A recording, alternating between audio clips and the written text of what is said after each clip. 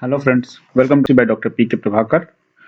Today we are going to talk about the relationship between the citric acid cycle and the urea cycles. So these are the two important cycles, important pathway in our biochemistry. So one by one we are going to see. This citric acid cycle is also called as tricarboxylic acid cycle, or it is called as Krebs cycle. This both the cycles, citric acid cycle as well as urea cycle, was discovered by Hans Krebs. This citric acid cycle is the last, almost you can call it, biochemical pathway by which metabolic products, metabolites are going to be metabolized into carbon dioxide and water. So when we are going to metabolize any biochemical components like amino acids, fatty acids, or glucose, so ultimately we are going to get acetyl coenzyme. This acetyl coenzyme enters into the Krebs cycle, where it combines with oxaloacetate and gives citric acid. Citric acid converted to cis aconitate converted to isocitrate converted to oxalosuccinate, and then alpha ketoglutarate, succinyl coenzyme, succinate, fumarate, and finally malate. Now, many of these intermediates of the citric acid cycles are interlinked with other biochemical pathways, as you will see later on how it is interrelated with the urea cycle. I will show it to you. In this process, there are two steps where carbon dioxide is going to exit. One which is catalyzed by isocitrate dehydrogenase. There, one of the carbon is exit in the form of carbon dioxide, and second pathway, that is catalyzed by alpha ketoglutarate dehydrogenase. There, one of the carbon is exit in the form of carbon dioxide.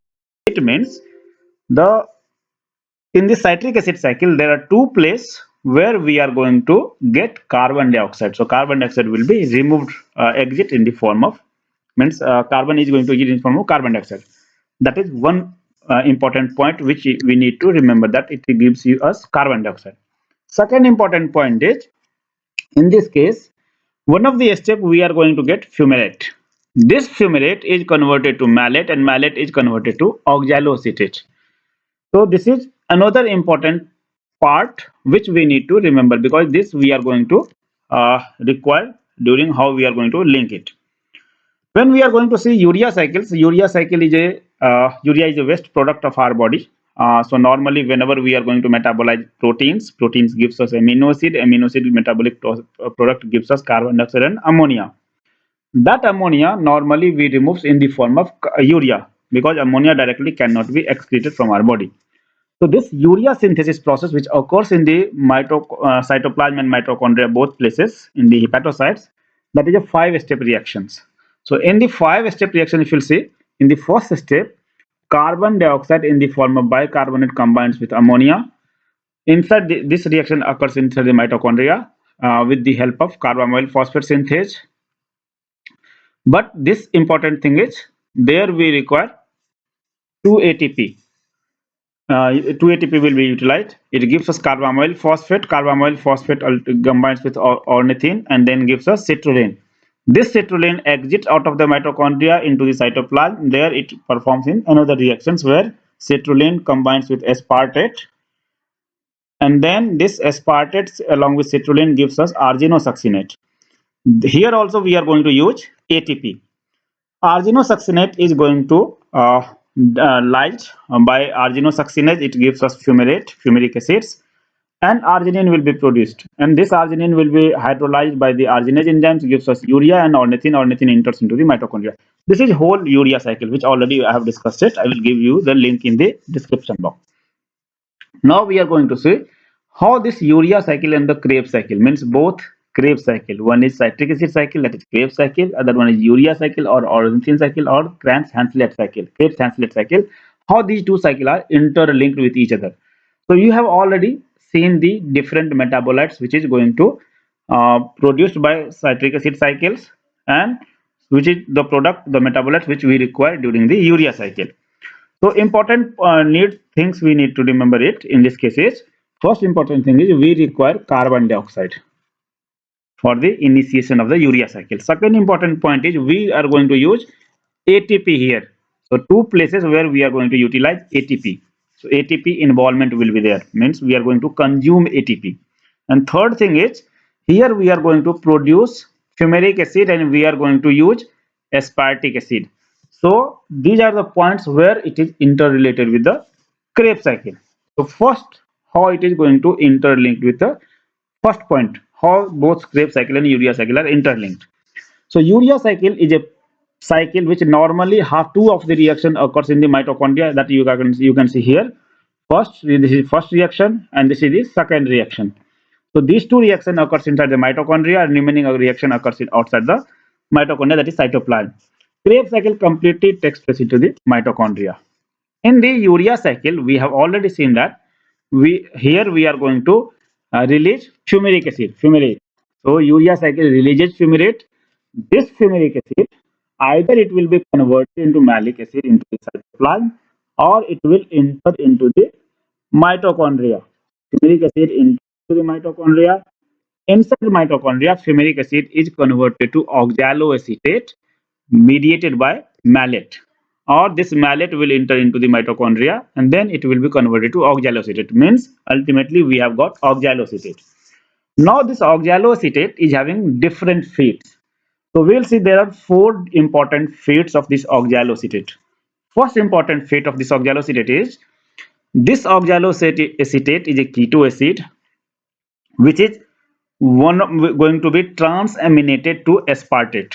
So oxaloacetate by transamination reactions gives us aspartic acid, and this aspartic acid in this reaction occurs in the mitochondria. This aspartic acid will comes out of the mitochondria, and we have already seen that aspartic acid is required for the urea cycle. So aspartic acid is entered into the urea cycle. So fumaric acid, which is released by the urea cycle, enters into the mitochondria, converted to oxaloacetate, and then oxaloacetate transaminate to aspartate. Aspartate comes out of the mitochondria and then involved in the urea cycle. So this is one of the cyclic process how urea cycle is related to the citric acid cycle, or they are interlinked. Second fate of oxaloacetate is oxaloacetate converted to glucose via gluconeogenesis process. So we have another video on detail about the gluconeogenesis process where oxaloacetate converted to malate. Malate comes out of the mitochondria. There again it will be converted and it will give you phosphoenol pyruvate, and finally it gives you glucose through gluconeogenesis process. That also we have already seen it. Third fate of oxaloacetate is it condenses with acetyl coenzyme which comes from the glucose and gives us citric acid. So that is the third fate of oxaloacetate. So continue the citric acid cycle. And the fourth important step fate of this oxaloacetate is oxaloacetate converted to pyruvic acid, and then pyruvic acid will be used for other purposes. So these are the four important fates. So what we have seen it, this urea cycle and the Krebs cycle are related, interlinked with two metabolites. One is fumaric acid, fumarate, and second one is aspartate. So fumarate is released from the urea cycle, enters into the Krebs cycle, and in the Krebs cycle, it releases oxaloacetate that transaminated to aspartate, and aspartate enters into the urea cycle.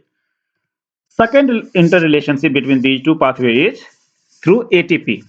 We know that citric acid cycle is a cycle which after complete oxidation of means NADH gives us 12 ATP. So one Krebs cycle generates 12 ATP. So the ATP produced by Krebs cycle is going to be used in the urea cycle, and one urea cycle it consumes 4 ATP. So you can write it minus. So the ATP which is produced by the Krebs cycle, so it is both are interlinked with the ATP production and ATP utilization also. Krebs cycle produces it and ATP urea cycle consumes it. So this is the second relationship, second association of the Krebs cycle and the urea cycle. And the third association is through the carbon dioxide. We have already seen in the citric acid cycle there are two places where we release carbon dioxide. Those two places are, one is at alpha ketoglutarate dehydrogenase and second one is isocitrate dehydrogenase. So these two reactions releases carbon dioxide. So those carbon dioxide will be used as this carbon dioxide works as a substrate for the urea cycle. So the carbon dioxide produced in the Krebs cycle, and this is also going to occur in the mitochondria. This first reaction also occurs in the mitochondria. So the carbon dioxide produced here is going to be used in the urea cycle. So first association with is through fumaric acid. Urea cycle releases fumaric acid. Fumarate enters into the Krebs cycle.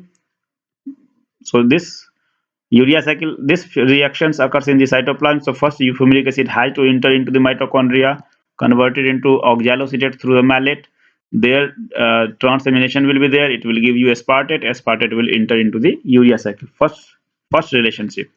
Second relationship with the ATP, and third relationship with the carbon dioxide. So these are the three reactions how these two cycles are interlinked with each other.